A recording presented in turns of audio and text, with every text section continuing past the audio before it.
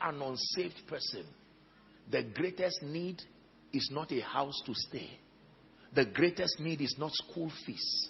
The greatest need is not food. The greatest need of an unbeliever is the need to meet Jesus.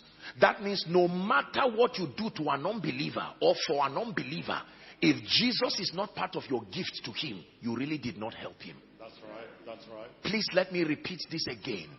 Anytime you see an individual who is not saved, your greatest need, in addition to the money, the welfare, in addition to the brotherly kindness, every unbeliever needs Jesus. This is not an evangelist sermon. This is truth. The greatest need of an unbeliever is salvation. Please do not forget this. So every time you see an unbeliever, as a matured Christian, if they ask you what is his need, don't look at the obvious. Salvation is the greatest need. The greatest need of a believer who is saved is transformation. Listen to me. If people just get born again and you drop them at the door of the kingdom, that harvest will rot. That's right. Because it takes discipleship to transit them to be transformed so that they can be useful to themselves and to the body. Believers that are not transformed are the ones who cause trouble in churches. If they are not mentored, they are not discipled, the devil will use them. They are one leg in and one leg out. Anytime you see a believer who just got born again, the next port of call is discipleship. A methodical spiritual approach to their growth so that they now become stable through knowledge, stable through training, stable by learning doctrine. Please pay attention. The greatest need of a transformed believer is empowerment. When a believer is now transformed, he needs the grace and the power component to now be able to defend and validate the truth you know.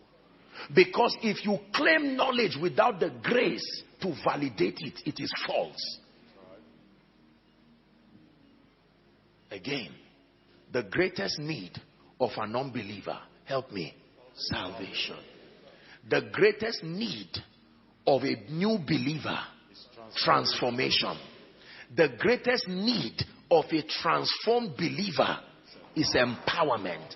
The greatest need of an empowered believer is character and humility.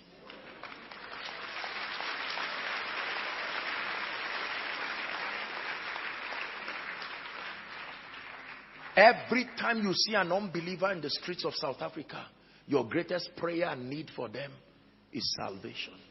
Every time you see one who claims to be born again and yet has not changed, the greatest need is transformation. When you see one who is zealous and transformed with no results, the greatest need is empowerment. When you see one who is empowered like us, who God is helping, your prayer for us now becomes character and humility. Because on the strength of the exploits you are making, pride can get into you and the tendency for all kinds of compromises.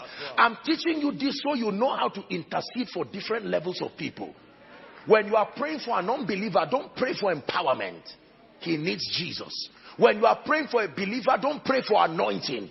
Pray for the discipline to gain knowledge, the ability to endure sound doctrine. When you are now praying for an empowered believer, the ratio of teaching to empowerment is 3.5 years to 1 encounter. So says Jesus. He spent 3.5 years mentoring people for 1 night's encounter. But we have reversed it. Every week is empowerment with little knowledge. So the oil keeps wasting because the vessel is small. It takes a large vessel and oil to equal profit. That's right. If you have the vessel alone with no oil, there is no profit. If you have oil with a small vessel, there is still no profit. You need a large vessel and oil. That's what equals profit.